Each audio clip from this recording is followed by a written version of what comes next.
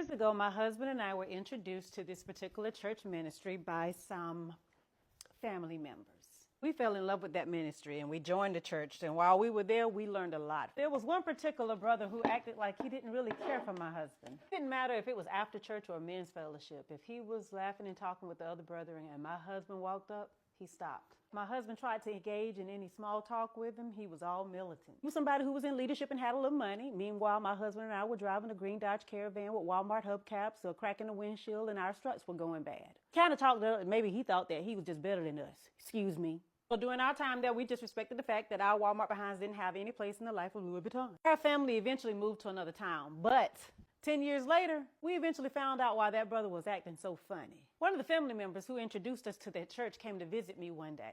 I was in my bathroom doing my hair and she was sitting on my tub when out of the blue she says, "You know, when you all first joined the church, I had to tell brother so-and-so that he had to be careful around your husband." She said, "I told him how sensitive your husband was and how he had to watch what he said around him." Well, I know the look I gave her made her pee on herself a little. Yeah, my husband ain't as flip-mouthed as your husband, but you know that ain't true.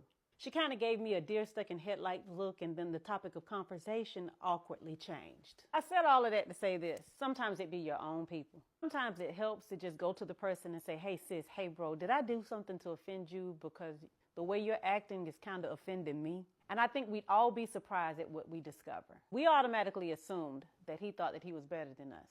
And he automatically believed a lie that was told to him. People will lie on other folks just to preserve their own status or position. If someone comes to you talking about somebody else, study for yourself.